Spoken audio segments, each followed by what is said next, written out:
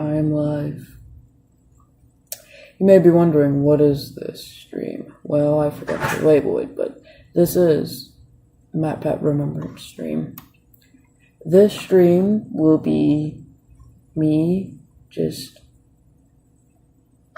playing all of MatPat stuff, all of MatPat things. You won't have me, it's just MatPat in all of his glory. Okay, let's start it. Start the video. Today we are playing the scariest game of all creation. Probably never heard of it. Five Nights at Freddy's. Here we go. What's this?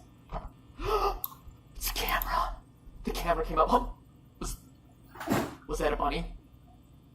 Was that a bunny? I think it was a bunny.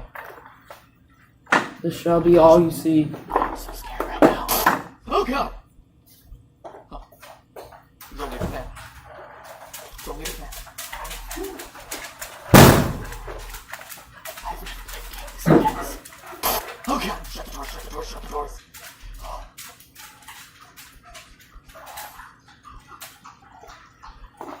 This is the MatPat Remembrance stream.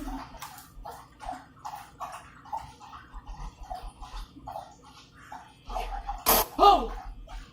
Boom! Just the fan. Just the fan. I don't know about you, but every time the camera makes the sound come up, I feel it all in my pants. But that's it.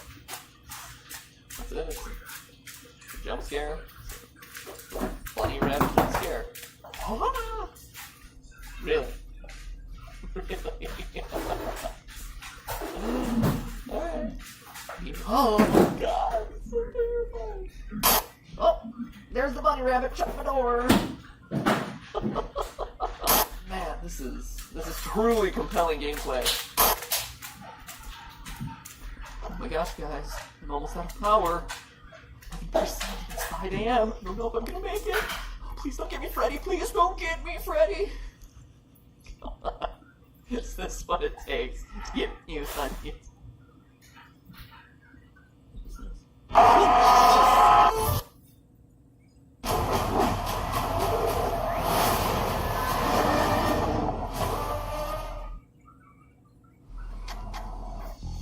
Tic-tac, enjoy the bright side. That 100-layer joyride. Pop one, let's take a town. Freshman flavors all around. Take a ride on a tic-tac.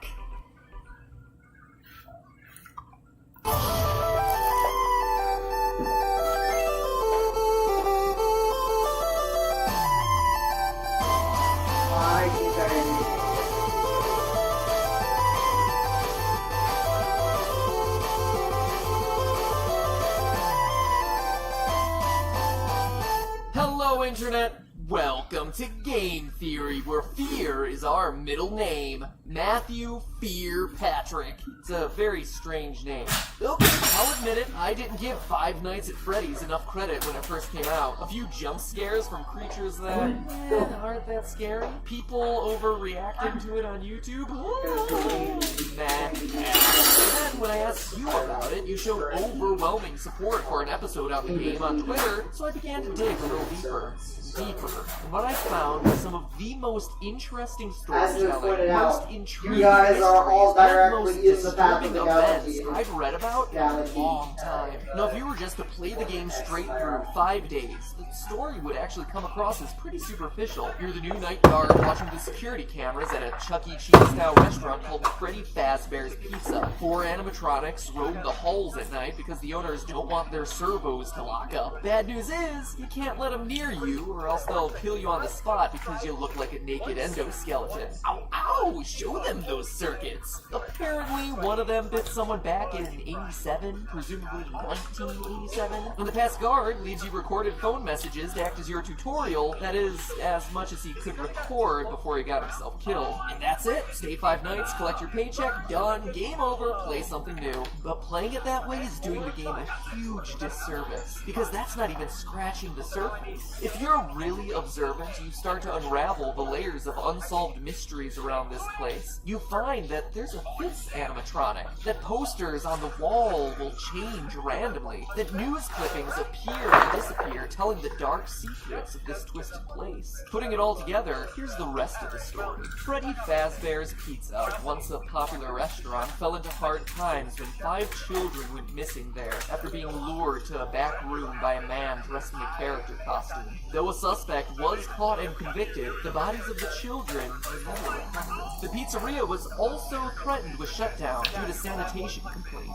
as foul odors started to come from the animatronics, blood and mucus oozing from their eyes and mouths. The last article, written years after the incident, states that the pizzeria would finally be closed by year end. In addition to the core 4 robots, Chica, Bonnie, Freddy, and Foxy, there's also a fifth, unofficially referred to as the Golden Freddy. Ignoring the rules of physics, Golden Freddy appears and disappears at will, can inexplicably travel through doors, wherever, causing strange hallucinations. And when he attacks you, you're not taken to the typical game over screen, your game crashes. So that's unsettling. And there's also strange messages appearing on the walls, repeating the way, and most importantly, what is the complete story behind Five Nights at Freddy's? Most importantly, They're all good questions what is the about a fan? delightfully incomplete and mysterious story with just enough threads to keep you theorizing. So now, if you'll indulge me, let me reciprocate that story with one of my own.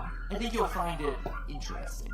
December 1993, Aurora, Colorado. 10 p.m. Tuesday night at a local Chuck E. Cheese. After a family birthday party runs long, manager Margaret Kohlberg and teenage employees Sylvia Crowell, Ben Grant, Colleen O'Connor, and Bobby Stevens are forced to stay late to close up shop. But as Margaret tallies receipts in the back, Bobby scrubs down the kitchen and the other 3 work outside in the main arcade. Unknown to any of the 5, there's actually a 6th person locked in the building with them, waiting silently in the darkened restrooms. A 19-year-old named Nathan Dunlap. Earlier that year, Nathan had begun working there as a cook, dough master, before getting fired in July after a disagreement over his hours. Now, 5 months later, he was back.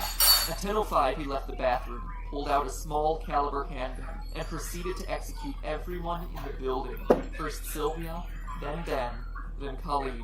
Dunlap then moved to the kitchen, where he surprised Bobby Stevens. The bullet entered Bobby's jaw, sending him sprawling onto the ground. Then finally, Nathan moved to the back, the office, where Margaret opened the safe before Nathan shot her twice, proceeded to grab her bag, filling it with $1,600 in cash, arcade tokens, and keychains. Spurred on by the building's security footage, police were at his home a few hours later, where he was promptly arrested. Eventually, he was tried and sentenced to death, but his story re-entered the news just recently as his punishment has been postponed, leading people to debate whether he's able to sleep soundly, knowing that his execution has been delayed. This is a tragic story, a disgusting waste of human life, and one that I won't joke about or make fun of in any way, but I want to address it because I have a strong suspicion that this story is the one that inspired Five Nights at Freddy's. Let's look at the facts. First, I don't think that there's any doubt that Freddy's is a parody of Chuck E. Cheese. From the singing animatronics to the alliterative naming of the characters, the parallels are just obvious, so the setting is certainly the same. Next, what year does Five Nights take place? The time is certainly kept vague, but there are clues that we can put together. For one, the Chuck E. Cheese franchise had a tremendous period of growth and success in the late 80s and early 90s, but started to decline along the same time as arcades, with at-home video game consoles taking center stage. So that's one clue, but we can get even more detailed, specifically with your character's paycheck. Each night you're working a 6-hour shift, and you're spending 5 nights there. So that's 30 hours of total work time for $120. In total, $4 an hour. How can they do that? That's below minimum wage for 2014. But in 1990, minimum wage was $3.80. In 1991, it was raised to $4.25. And by 1996, you were looking at about $5 an hour. So the game seems to take place between 1991 and 1996. The Nathan Dunlap story took place in 1993. But let's move on to the most important comparison. The victims. In the game, there were 5 child victims. In the real-life story, there were also 5 victims. But we we can get even more specific. Online theories about the game always tend to draw a parallel between the number of kids missing to the number of animatronics, saying that the children's bodies were stuffed in the various suits. And this appears to be true. Bonnie and Chica both have moans and raspy breath sound effects, as though someone's trying to cling to the last threads of their lives stuffed inside the costumes. And other sounds made by the animatronics are just slowed down versions of children's laughs and screams. Additionally, as the news clipping mentions, the suits ooze blood and mucus and begin to stink like decaying bodies or reanimated corpses. So 5 victims, 5 suits, seems like a slam dunk, but nowhere does it say that all 5 were murdered, only that they went missing and couldn't be found. Also, the trouble a lot of people have with this theory is Golden Freddy. Why is that guy so limp and lifeless? So unlike the others. It's weird. Until you go back to the real-life story. Yes, there were 5 people shot that night in Chuck E. Cheese, which matches the 5 victims in Freddy's story, but of those, 1 survived. Bobby, the one from the kitchen, miraculously survived the shot to his jaw. After he was knocked to the floor by the bullet, he went limp, played dead, to avoid the killer coming back to finish the job. And that relates exactly to the advice you're given on night 3 by the phone guy. Again, let me reiterate that I'm not trying to make light of the real-life events by comparing them to bear costumes and animatronics, but I do want to point out that these similarities do exist. And what else is limp and appears to be a lifeless, empty suit in the game? Golden Freddy. Surviving the attack, Bobby was able to go to trial and be a damning piece of evidence in the case against Nathan Dunlap, ultimately leading to his death sentence. Which animatronic surprises you by appearing randomly? The one you don't expect and has no clear pattern? Golden Freddy. It's also worth mentioning that of all the cameras in the restaurant, one is always black, preventing you from seeing what's going on. That camera is located in the kitchen, leading many to assume it's where Golden Freddy hides, which just so happens to be the place Bobby was able to survive the attack. So I ask, odd coincidence or source of inspiration? In fact, if you think about it, the behavior of the animatronics really corresponds with key features of each of the real-life story's victims. We just covered Golden Freddy and Bobby, but the rest have strange parallels too. Bonnie goes into the utility closet filled with floor cleaning supplies, the most prominent ones being a mop and a broom. It's probably one of the most random rooms in the game, until you consider that Ben, the second victim, was vacuuming at the time of the attack. Foxy is kept sequestered in the back of the building, behind a curtain, more aggressive than all the rest, similar to the way Margaret, the manager, was in the back office counting receipts at the time of the murder, and her role as manager would inherently make her more aggressive or assertive. Sylvia was closest to the bathroom and was cleaning up the salad bar at the time of the attack. Chica walks past the bathroom and is associated with food. And Freddy, well, he doesn't have that strong of a parallel with Colleen, but he does appear in the girls' restroom. Odd for what we would assume to be a male animatronic. Maybe it's a reference to Colleen being the girl, or a nod to Nathan's plan of hiding in the bathroom. He's ready to attack. Alright, after doing all the research, reading every fan theory in existence, and putting all of the clues together, what can this mean for the story of the game? I think the game is an allegory for that night back in 1993. Here's my final interpretation. You, Mike Schmidt, are the murderer, former employee of Freddy's Pizzeria, like Nathan in the real story, who were fired for the reason stated. I wasn't sure how to being answer unprofessional. it, and Maybe then it was they your were like, tampering alright, with the we're robots doing caused this. the infamous fight of '87. Regardless, like Nathan, you were mad and wanted to get even. So you lured children to the back using a costume, killed them, stuffed their bodies into the animatronic suits, hoping to get the place shut down, then left. Notice that the newspaper clippings never say it's an employee of the company luring the children away, but we know it must have been someone with access and knowledge of the employees-only section of the building. And as the newspaper clippings clearly show, just like Nathan, you were caught almost immediately, captured on the security footage. You were arrested, tried, and convicted, forced now to live on death row. The Freddy's Pizzeria you work in now are just the nightmares that haunt you, taunting you every night with the phrase, "It's me, it's me." It is you. You are the killer. The nightmare is also why everything is so surreal. Posters switching at random, heads on the animatronics glitching, Golden Freddy appearing and disappearing at will, taunting you as the one that got away. It's also why you're only at the pizzeria from midnight to 6 a.m. every night. It's a nightmare. It's nights in your sleep. It's a place you created, a restaurant long closed as evidenced by the spider webs, and overrun with angry spirits out for revenge on you, and you alone as the one who took their lives, as evidenced by them completely ignoring the naked endoskeleton elsewhere in the building. It's also a place you can't escape from, while you find yourself back there night after night, even after you complete your 5 nights. See you back next week, the ending text goes. You're unable to leave this terror, the threat of death, the guilt, because it never ends. And in a delightfully ironic twist, your personal hell forces you to supervise the exact same security footage that led to your capture in the first place. But hey, that's just a theory. A game theory. Sweet dreams.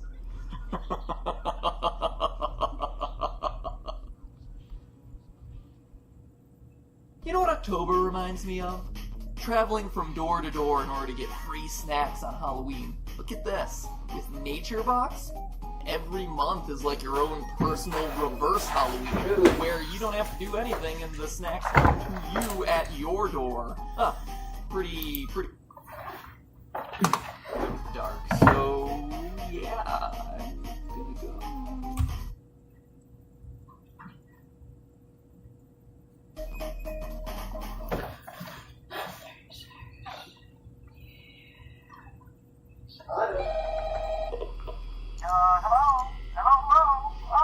Hello, and welcome to the new and improved Five Nights at Freddy's 2 video. I'm here to answer any questions the game may have left unanswered. The game's developer, he's a pretty tricky guy. Don't worry though, we'll get everything cleared up. Oh, and watch out for the puppet.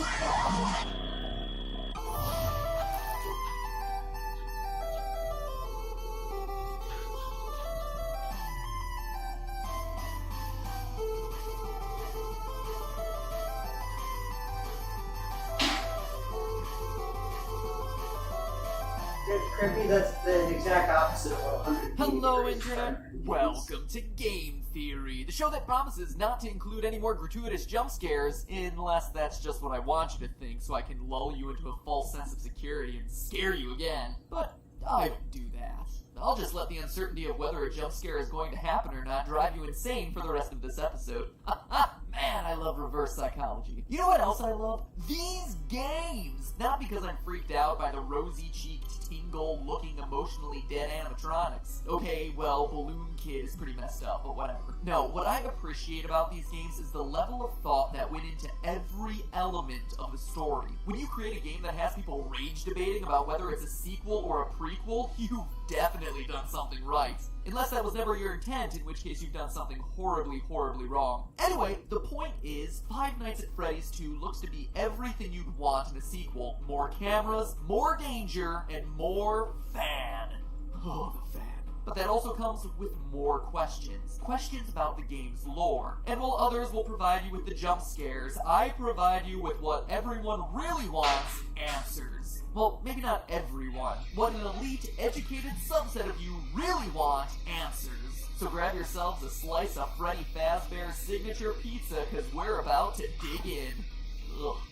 Tastes like cardboard. Let's get the big one out of the way first. Is the game a sequel or a prequel sequel? And what I mean by that is, contrary to popular belief, just because it has a big 2 slapped next to the name doesn't automatically mean the game comes after the first one in a timeline sense. It's a sequel, yes, but it tells a prequel story. Take for instance these all-time classics, Psycho 4, The Beginning, Lion King 1.5, and the actual all-time classic Godfather Part 2. All of them sequels that just so happen to also be prequels. It's not mutually exclusive. So where does Five Nights at Freddy's 2 fit in? Knowing its place in the timeline is crucial for understanding its story. Well, to figure that out, let's focus on the fifth night. The date places the events of the game in 1987, a whole 6 years ahead of when we determined the first game took place in our first video. Sounds like a prequel, but we found that date in the first game by calculating Mike Schmidt's hourly pay and comparing that to the minimum wage of the 90s. If Scott Coffin, the game's developer, is just picking random numbers for the payments, this bit of evidence would be meaningless. except that he's not. At the end of Five Nights 2, you get paid $100.50. Divide that by the 30 hours worked, and you get $3.35 an hour, the exact minimum wage for 1987, which means that us using minimum wage calculations to identify the year of Five Nights 1 is a perfectly valid way to prove it, and shows that it takes place after the events of Five Nights 2. Still don't believe me? Players brave enough to survive extra Night 6 are rewarded with a bonus check and a newspaper clipping that says the toy robots are getting scrapped, and that the old ones are going into storage for a new, smaller scale version of the restaurant. That would explain why the old models only appear in Five Nights 1 and the toy models don't. And notice how it mentions the smaller version of the restaurant. The building in Five Nights 1 is significantly smaller than the setting of Five Nights 2. Need more evidence? What about the problem is I don't know which version of Galaxy is the explains one that I the got robots used to during walk my around during the day, when, just like they do in Five it was Nights a 2, but not anymore. Or the fact that 360 Phone Guy dies in the first game, making it hard for him to also be the Phone Guy in Five Nights at Freddy's 2 if it takes place after. Call me the Phantom Menace, cause every way to Sunday, this game is a prequel. So with that revelation out of the way, we're able to piece together the rest of the timeline and dig a little bit deeper. Posters everywhere in Five Nights 2 welcome you to this new location, implying that there was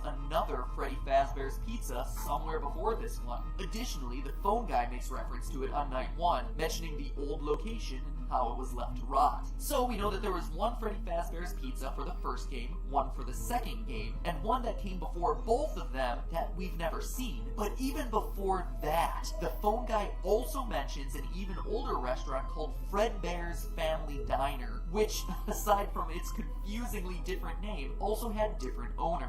So let me recap. There's the restaurant from the first game, which is the last in the timeline. The one that you're currently working at in 1987 in Five Nights 2, an older location of Freddy Fazbear's Pizzeria left to rot, and the original Fredbear's Diner. Jeez, I hope you're still with me, because this is more complicated than the Zelda timeline. Anyway, it's at this first location, the diner, where the whole story begins. Submitted for the approval of the Game Theorist Society, this is the true tale of Five Nights at Freddy's. When you die in Five Nights at Freddy's 2, before you've even gotten over the jump scare, you sometimes get a scream like this. Oh, turn it off! Turn it off! It's too horrifying! That, youngsters, was E.T. for the Atari, a console that came out before the NES. Yes, around the same time as the dinosaurs. It's widely considered to be the worst game of all time, hence me reacting in a horrified manner. See? Humor, folks. But seriously, you get these disturbing death minigames which, true to the 1987 setting, use Atari-esque graphics to depict various horrific events. All the while, a creepy, robotic voice spells out, letter by letter, things like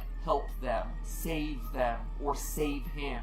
These death minigames are the most important piece in figuring out the true story behind these games. Let's start with this one. This death minigame has you playing as Freddy, taking cake to screaming children at a birthday party. As Freddy rushes around trying to keep the whole party happy, a single sad child looks on from outside, when suddenly you're powerless to do anything but look on in abject horror as a purple man pulls up in a car, murders the child, and drives off. It's my belief, loyal theorists, that this game takes place at Fredbear's Diner, and is chronologically the first event that we see in this timeline. How do I know? Well, it's a small establishment, and there's only one animatronic, Freddy, as opposed to all the other games which show other robots. But more importantly, this murdered child is the one that sets everything into motion. One of the new tasks added to Five Nights at Freddy's 2 is winding a mysterious music box that we're told placates one of the animatronics. If you fail to wind the music box, what you're introduced to is this terrifying thing. The puppet looks like No-Face from Spirited Away. You know what else he looks like? Take a look at that murdered child again.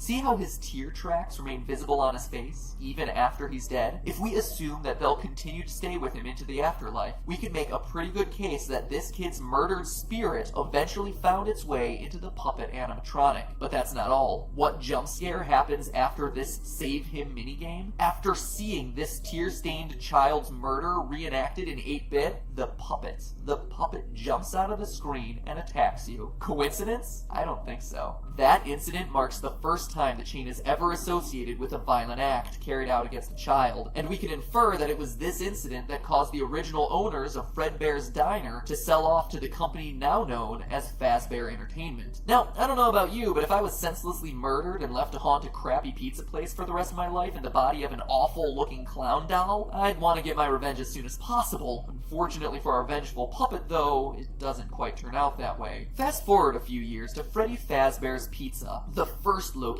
the one that has yet to appear in a game. This new restaurant is the one we learned about in my earlier episode and throughout the first game, where our pal the murderer uses a golden Freddy suit to lure away and kill 5 children in the back room. As we read through the various articles on the wall, he gets caught the next day, but the bodies are never found, presumably because they've been stuffed into the animatronic suits. The restaurant stays open for a few months until the dead body stink starts to waft off the robots and causes the place to get shut down for health reasons. But how do we know this happened in the first pizzeria's location? Again, we turn to what the phone guy says. On night 2 of Five Nights 2, he mentions the smell coming from the old animatronics, the smell that got the original restaurant shut down. We also know that after the Golden Freddy incident, it took multiple months for the restaurant to get shut down. That couldn't have happened in the restaurant of Five Nights at Freddy's 2, which is shut down on night 6 and into the foreseeable future. But outside of these lore clues, it also makes logical sense. Before the Golden Freddy murders, there was one dead child whose tear-stained soul existed in the form of the puppet. But now there are 5 more dead children, and thanks to another of the death minigames, we find out exactly what happened to them. In the Help Them minigame, the puppet stuffs the dead children into the robotic suits, giving their souls new life, and preps them for their eternal mission of vengeance. But MatPat, you say through your chattering teeth, there are only 4 dead children in that game. To which I tell you, look closer, if you dare. For the frame right before Golden Freddy's head jumps out and attacks features the lost 5th dead child, and what started as a haunted puppet has suddenly become an army of possessed animatronics out for revenge. But wait, that's not all we know. We also know the murder was committed by the same guy who killed the first child. How? Look at the Foxy death minigame. Twice, Foxy runs out to meet the kids, but the 3rd time we see the tall purple man again, smiling. Foxy goes into the other room to find 5 dead children. The man in purple strikes again. Skip ahead to 1987, finally bringing us to the events of Five Nights at Freddy's 2. The old animatronics have been retired. The cute new versions of all our favorite friends come equipped with facial recognition software that just so happens to be connected to a sex offender database. Seems like an oddly specific detail, right? Until you consider that the last restaurant was closed for having children get kidnapped and killed by an employee. It's a safety measure. You see how it all ties together? So you have some animatronics possessed by vengeful spirits and another batch on the prowl for predators. But that doesn't stop our friend the Purple Man from continuing his life's work of murdering children at Freddy Fazbear's Pizza. As we learn from the phone guy on nights 4 through 6, the new restaurant is once again under investigation as, well, I'll let him explain. Hello. What on earth are you doing there? Didn't you get the memo? The place was closed down, at least for a while. Someone used one of the suits. We had a spare in the back, a yellow one. Someone used it. Now none of them are acting right. The Golden Freddy Killer struck again. The final death minigame also supports this. You, as Freddy, must walk through an exact replica of the building, animatronics all in their proper places, seeing the 5 dead children spread out through the various rooms. And based on what Phone Guy says, it seems like the guilty party was the former night guard, the one who moved to day shift and the one your character replaced. I mean, Phone Guy makes plenty of uncomfortable references to suddenly having an available position during the day. When we get it all sorted out, we may move you to the day. The CEO or even a manager. But he's also not a typical day worker, as he says things like the employees and the staff. So he works there, but isn't generally considered a regular member of the company. We also know that he's qualified to take the role of a night guard. As we learn, he plans to take over the position sometime after night 6, and is on his way out of the position by the time the first game starts. For now, just make it through the night. When the place eventually opens again, I'll probably take a night shift myself. I actually worked in that office before you. I finished up my last week now, as a matter of fact. What else do we know? Well, we know that Phone Guy has a long history with the company, being with it at least since the first pizzeria that we haven't played in. He also openly admits that Foxy the Pirate was always his favorite, and that he has never liked the puppet because, as he says, it was always thinking. Yeah, I told you you wouldn't have any problems. Did Foxy ever appear in the hallway? Probably not. I was just curious. Like I said, he was always my favorite. I'll be honest, I never liked that puppet thing. It's always thinking that I can go anywhere. Okay, I but what see do we we're know about the recreating purple Camelot guy, here. the Golden Freddy Killer? Well, let's look at the minigames again. He has a long history with the franchise, killing since it was Fredbear Diner. We see him smiling as he watches Foxy perform, Phone Guy's favorite, right before Foxy sees the room of dead children. We know that the puppet and the killer wouldn't get along, which would explain Phone Guy's discomfort around a creature that he describes as always thinking. And here's the bombshell. We know the killer is a security guard. How? On very rare occasions during the Save Them minigame, while Freddy chases the puppet, the Purple Man appears and chases you. Look on his chest. It's an orange badge, the kind that would be given to a security guard. Now look at his eyes. Notice the white spots? An odd, seemingly innocuous detail. But now look at Golden Freddy. Look deep into his dead, vacant eyes. What do you see? Two white spots. Pinpricks, really. Barely visible. They're there. And now finally, what do we see in Purple Guy's hand? Well, the Atari graphics make it tough to discern. It's not like any gun or knife I've seen. No, that to me is very clearly He is not the robotic Julian. voice is spelling out for you, save them, save them. But when Purple Guy, Phone Guy, catches you, the screen crashes and all you're left with is, you can't.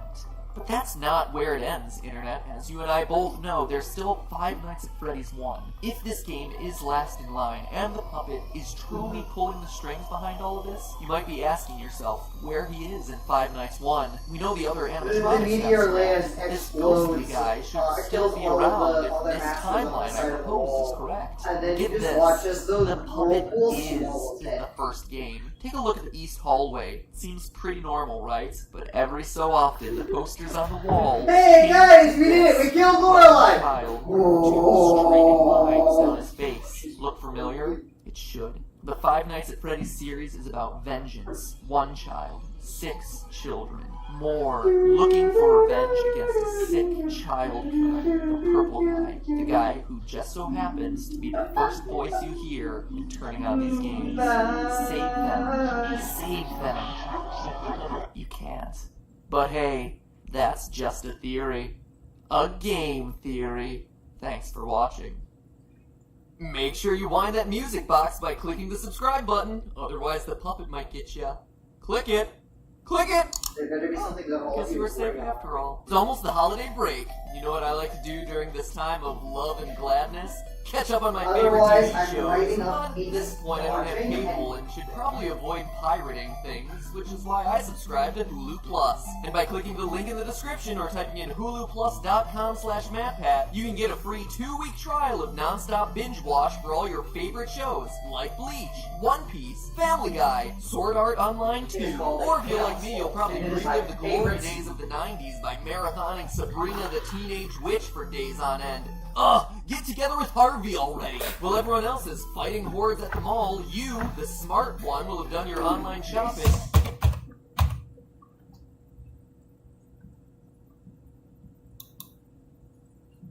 New Pizza Hut Hot Honey Boneless Wings. Try them before they're gone for just $6.99. That's why no one outbeats the Hut.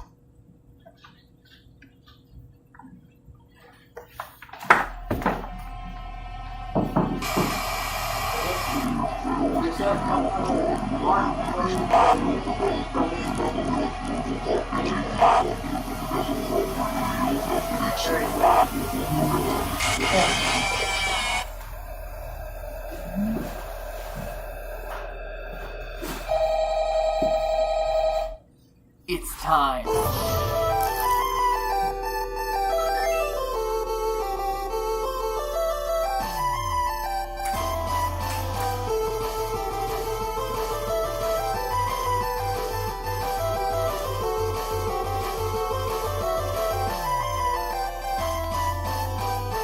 Hello, Internet! Welcome to Game Theory, where good things, or at least FNAF things, come to those who wait. And man, when it comes to this game series, no one was waiting for anything. I mean, the second game came out 3 months after the first, the trailer for the third was 2 months later, and like 4 minutes after that, the game was available to download. So forgive me if I was caught with my pants down on that one. I just wasn't prepared for it. But even more impressive than that abbreviated timeline was your ability to rip that final game apart. Hours after the release of the game, people were discussing good versus bad endings, 8-bit Atari cake, glitching through walls, and punching a flipping code into cement bricks arranged like a telephone dial pad. In regards to that last one, I have 2 things to say. First off, well done to you guys for figuring it out so quickly, and secondly, Scott, seriously. Seriously, Scott? Oh look, here's a wall. Let me just dial in my phone number. Beep boop boop beep boop boop. What? When did we jump from a point-and-click horror game to magical fantasy? This thing is like platform 9 3/4. I expect Harry effing Potter to apparate into Pirate's Cove or something. Jeez, here I was thinking that you'd plug your numbers into, the one other place that you see numbers in this game, the bonus jump scare menu, or something, anything. But nope, dialing it into a wall makes so much more sense. Okay, sorry, just needed to get that one off my chest. Moving on. Now, with 15 days at Freddy's under our belts and a few overtime hours clocked in for good measure, we have ourselves a completed video game trilogy, with the third game giving us more jump scares, more phone guy, and more fan. But this game also contains the final clues we need to get some closure on this game's deviously vague story. Scotty C certainly didn't make things any easier for us, but at this point I think we finally have enough puzzle pieces scattered across the 3 games to assemble a fairly accurate picture of this franchise's lore. Since you guys had a, let's just say, above average interest in this theory, I wanted to create something that answered as many questions as possible about this franchise. But beyond just the details, the question we all want an answer to is, what exactly happened in the story throughout this series? It's a pretty fundamental question to not have an answer to, and yet, despite thousands of videos, forum entries, and Tumblr posts, whoa, hey, put that away, you behave yourself. This game is already scary enough without you sticking your hook somewhere it doesn't belong, okay? Despite all those things, we still don't have a clear picture on the details. Yes, there's a child killer on the loose, the infamous purple guy, who's been using Fazbear pizzerias as his hunting ground of choice for years, but going into the third game, we still weren't sure about who this guy was or even how many victims he'd officially taken. Then there are the animatronics. Sure, we generally understand that the killer's dead bodies have been stuffed into some of the suits, and that with the help of the puppet, the kids were able to find new life in those robotic bodies. But then, what about Shadow Bonnie and Shadow Freddy, who randomly appeared in FNAF 2 only to become prominent figures throughout Part 3? How do they fit in? What about the ghostly Golden Freddy, someone we've been talking about since the first game, and yet we still don't really know anything about him? Well, now that we finally have all the facts, I think it's time we revisit my timeline I presented in the last episode to see what I got right, what I got wrong.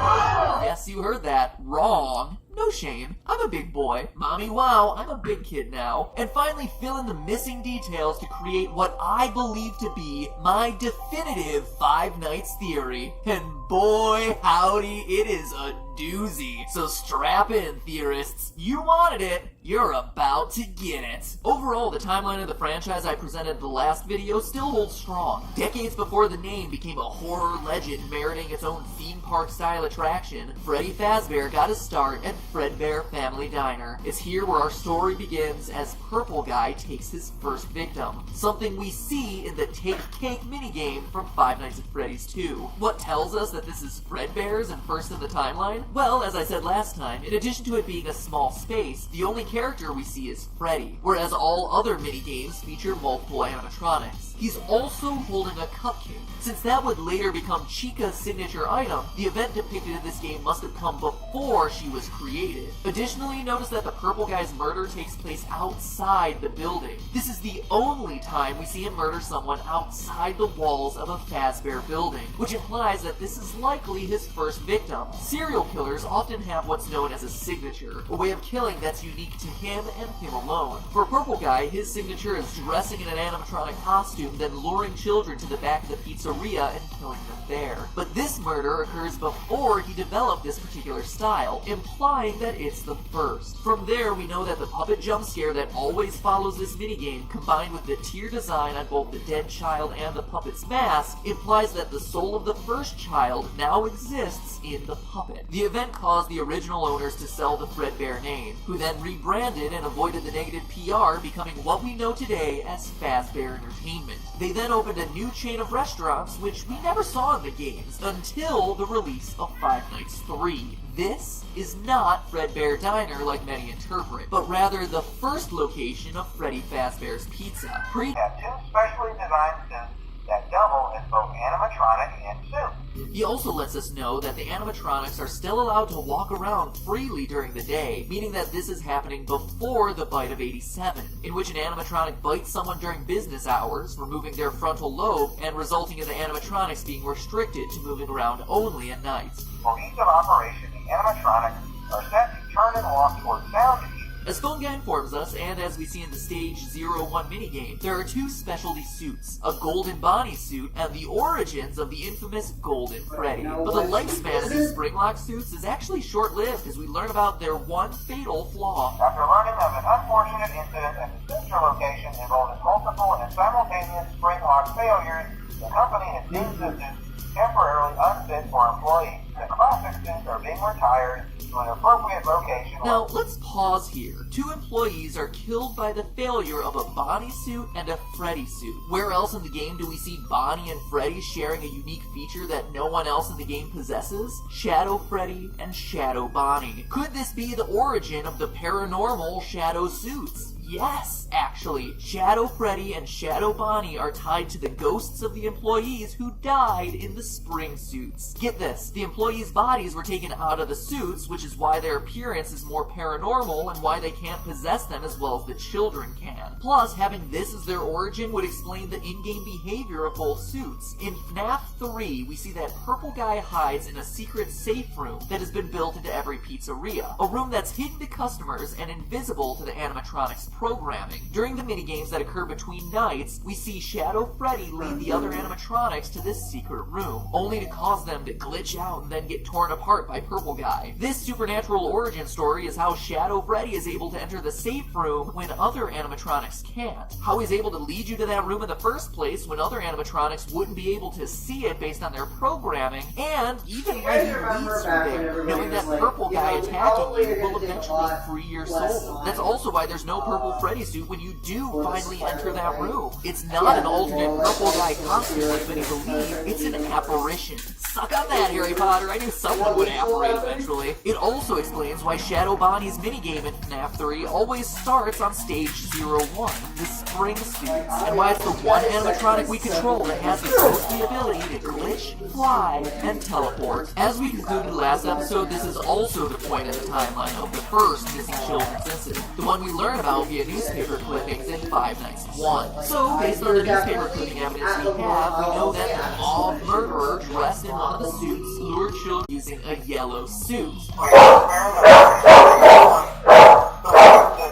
not Golden Freddy? The guy tells us so at the beginning of Night 5 and 3.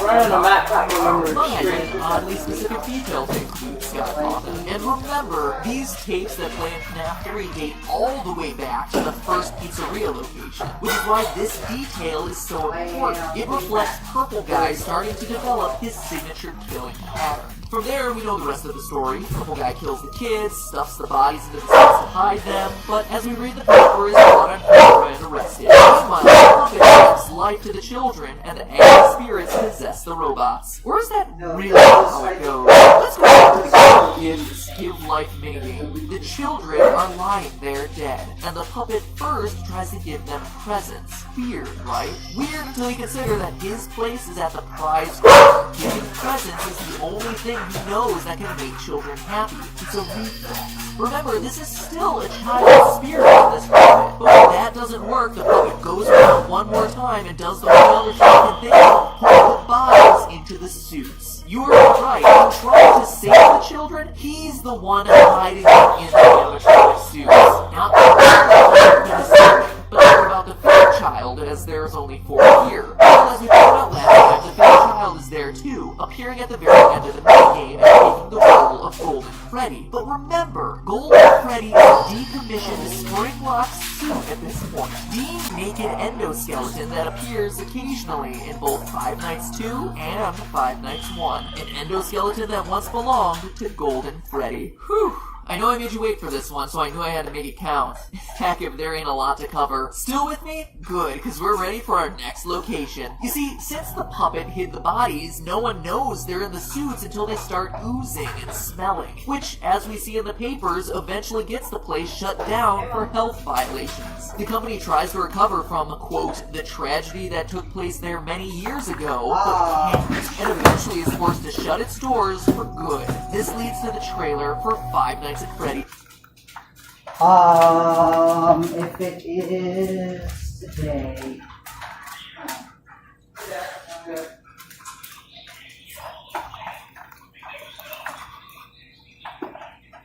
I don't know.